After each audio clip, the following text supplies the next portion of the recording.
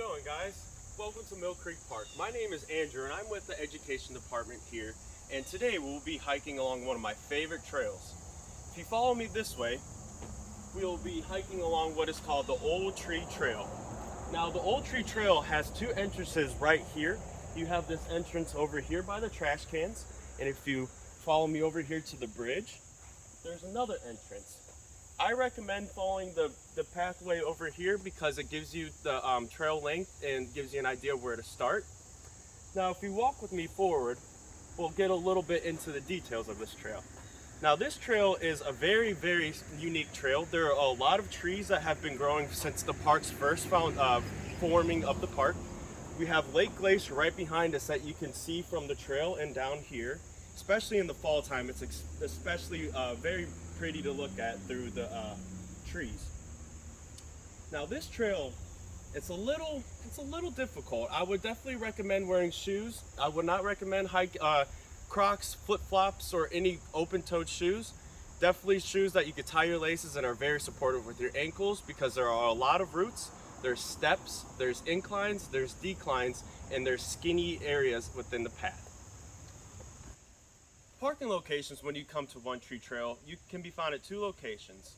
There's a parking lot right behind us, and there's a parking lot over to the left. Now, Lake Glacier Boathouse is right here, and if you find the Lake Glacier Boathouse, you'll be able to find both those parking lots that were just described. This trail is less than a mile long and can be accessed from two locations. The first location is the north end, which is right here next to Lake Glacier, and the south end can actually be accessed through another trail that we have here called One-Way Drive Trail, and that's on the south end. But for today, we're going to be hiking from the north end. So follow along with me and we'll get started. As we're walking along this path, you can kind of notice there's a little bit difference from our right compared to our left. Now, on our right side, we have more of a wetland habitat, and on our left side, we have more of an upland woodland habitat.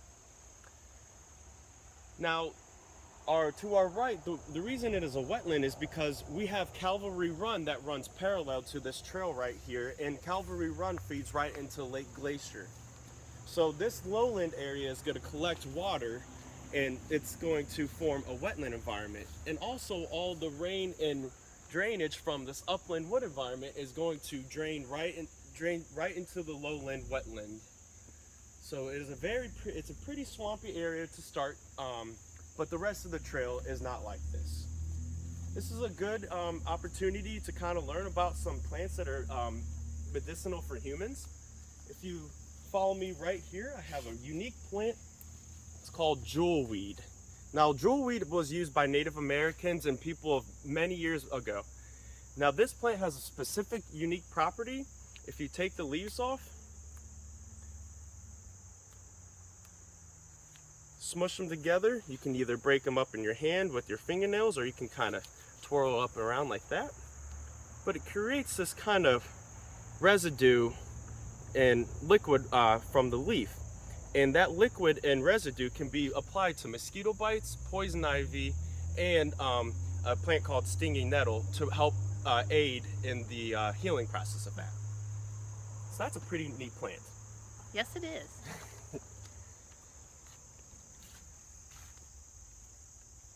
As you can see, the trail is just defined by a simple middle pathway. On the right and the left, there's just some grassy vegetation. It looks a lot different than that once we get up onto the trail, but for this wetland environment, it all looks the same.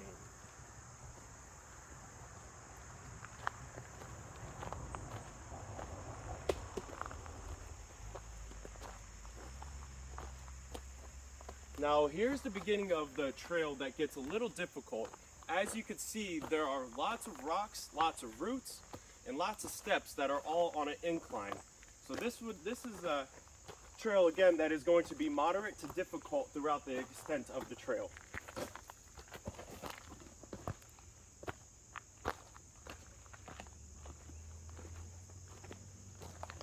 Now, over here on our right, we actually have another entrance into the trailhead.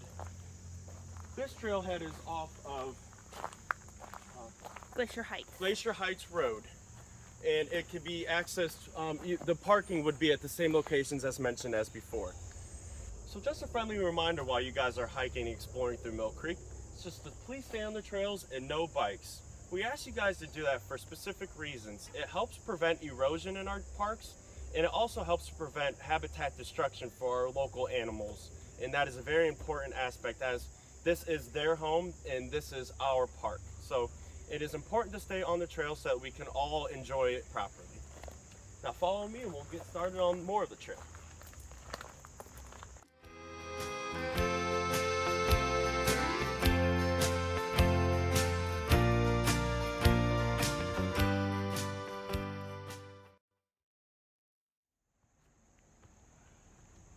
Lots of big trees in this trail. It's really exciting to see. We'll be talking about them more along, but it's a good area for you to kind of get an idea of what plants you can find while hiking on this trail. Lots of big old trees that have been here probably since the park's formation. A lot of young trees that have been growing over the past 20 to 30 years, and a lot of really baby understory trees like this one. It's probably within 5 to 10 years old.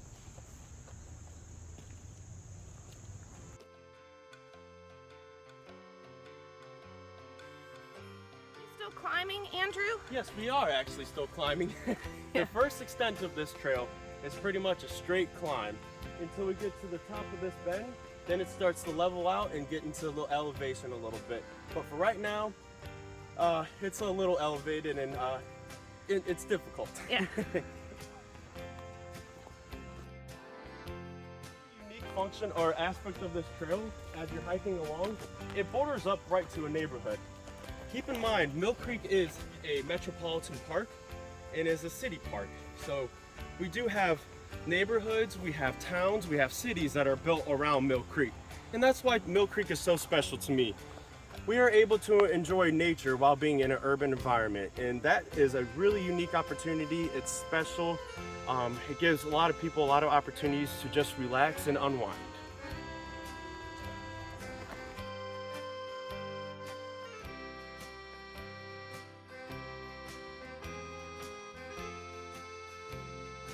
This is pretty much where the trail starts to level off and you reach the peak of it. As you can see all around us, there is a lot of vegetation. Now, this type of forest that we're in is considered an upland deciduous forest. An upland deciduous forest is an area that does not flood and has canopy trees up top that lose their leaves in the fall.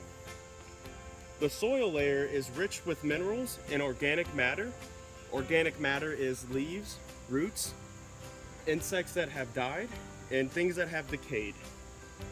And it has a great, the rich minerals and soil help to give this forest a very abundant tree species and plant species that will grow here.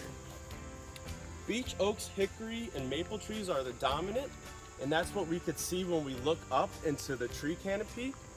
Those are a lot of the dominant trees. When we get into our middle layer of the forest, we could see a lot of tree saplings, which are the baby trees, and we also see some more shrubs.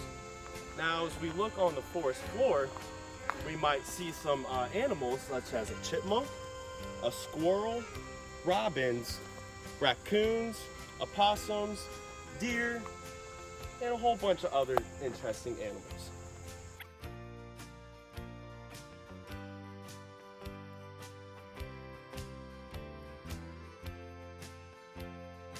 Tree types. Ohio's most common mix of trees is a mix of oak and hickory trees.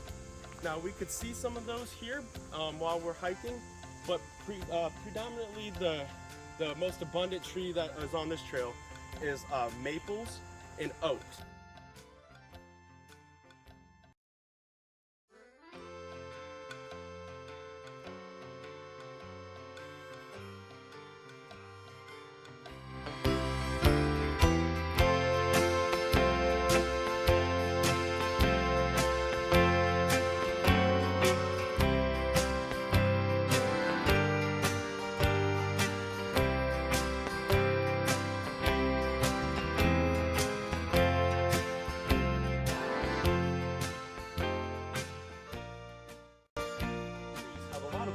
functions in the environment as well. If you notice, there's a lot of holes in this, and I can bet you that there's some type of critter living in there. And it's also there's little holes within the dirt, so there might be mammals and insects that use this fallen log and fallen logs as home and shelter, and for lots of other reasons.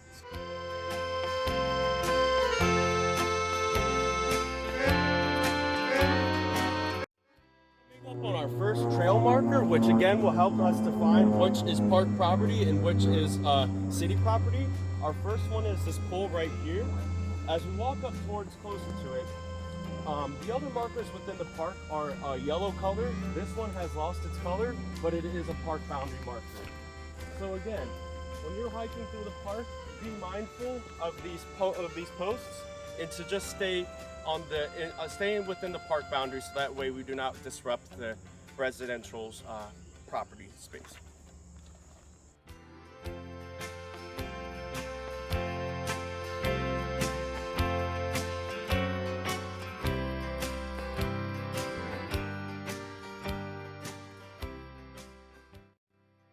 Park naturalist here, his name was E.W. Vickers, and he actually designed this trail for a specific reason. As you can look all around us, and as you've noticed throughout our extent of this video, there's lots of trees around, and a lot of these trees are very unique to Mill Creek Park, and they're everywhere. So he wanted to make a trail on this area of the park to kind of give people, to showcase these trees off to people. It was said that he placed markers on every visible tree that you could see here. That is a bigger tree, not a sapling. The saplings are the baby ones, but all the trees that are bigger, just like this one right in front of me or this one over here, he would place markers on them so that we could identify them as we're walking on the trails. But that was back in the 70s. None of those markers are here anymore. If you're interested in learning about the trees, at the end of the video, I will be sharing with you some field guides that you could purchase at a bookstore or rent at a library that you could take along and explore while you're out hiking.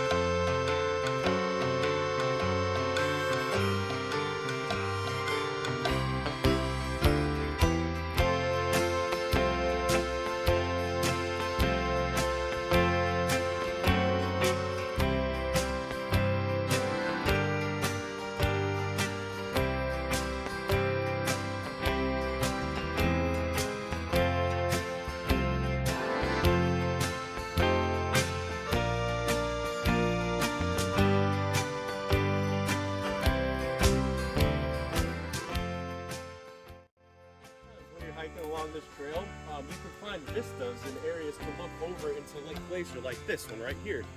And as a matter of fact, 2 bald eagles were spotted yesterday here on Lake Glacier. And there's also a number of other waterfowl that like to visit this area, such as a kingfisher, mallard ducks, cormorant ducks, and our favorite local Canadian geese.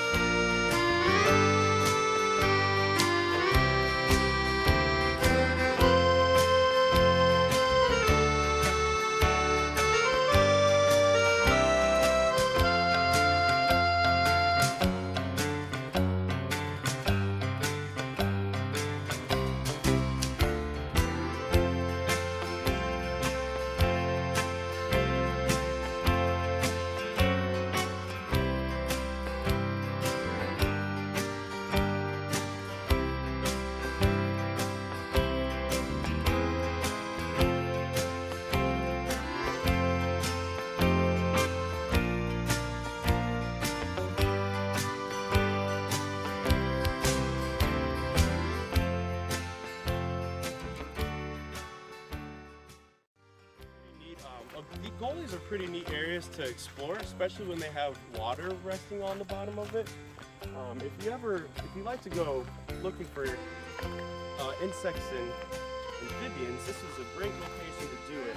Lots of amphibians such as salamanders and frogs will visit this type of environment because it's wet and there's not a lot of moving water, so they can find peace and solace here. And you can also find crawdads and other macroinvertebrates that you could find by flipping rocks throughout gullies and streams like this. Now the park continues down this trail into the gully, and if you look up on this hillside, it follows straight ahead.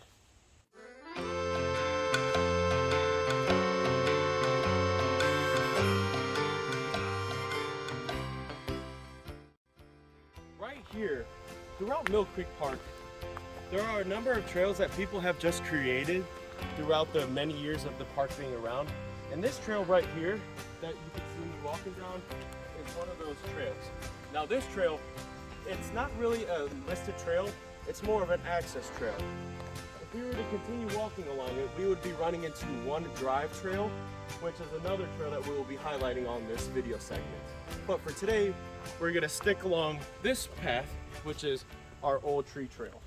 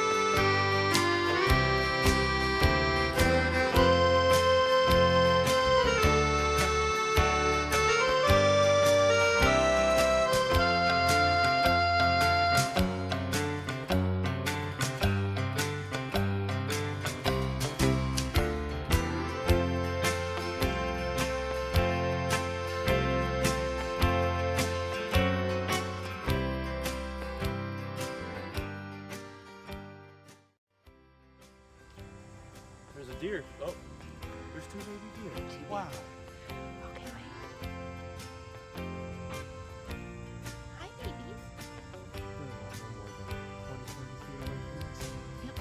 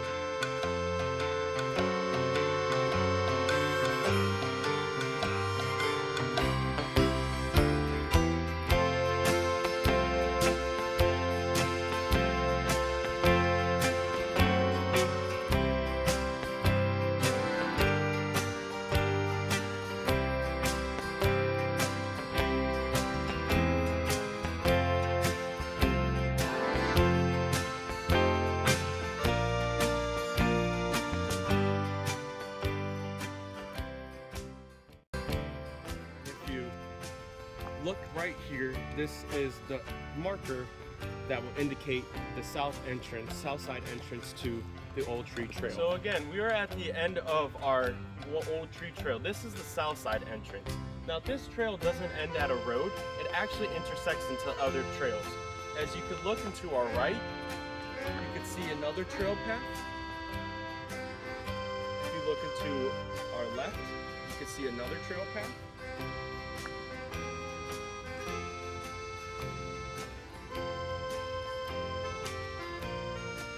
keep looking to the left, you could see another trail that kind of goes down into the hillside.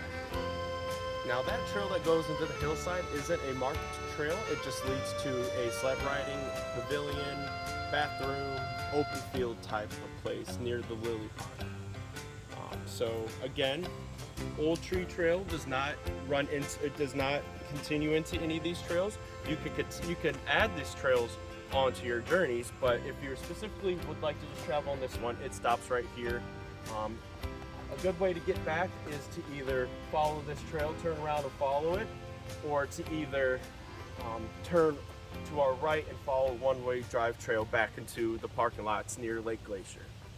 Now, a great thing that you could do for free while you're out here, and also to have in your own personal library, is to get these things called field guides. Now, I have a couple of field guides with me that kind of highlight the things that we went over on our trail. This one is all about eastern trees and the trees that we could find in the eastern half of the United States. If you open it up, it's very, very resourceful. There's lots of pictures, lots of colors, so it's a very nice book to have. This one's a field guides to mammals. We saw the white-tailed deer, we saw some chipmunks out there. You might also see some other animals that you might not be able to identify. This is a great resource to have it. Not specifically this one, any type of field guide related to mammals you can pick up and you'll be able to learn just as much. And this last one I have, it's just about insects. There was a lot of insects out there that you weren't able to see on camera, but I definitely felt when I was out there. So if you'd like to learn more about any of those type of things, make sure you stop by your local library, local Barnes & Nobles, online, and even at ODNR, Ohio Department of Natural Resources, they have free little pamphlet field guides that are similar to this. Again, thank you for joining me on our Happy Trails, and I'm looking forward to going through and exploring all the trails with you. Thanks and have a good day.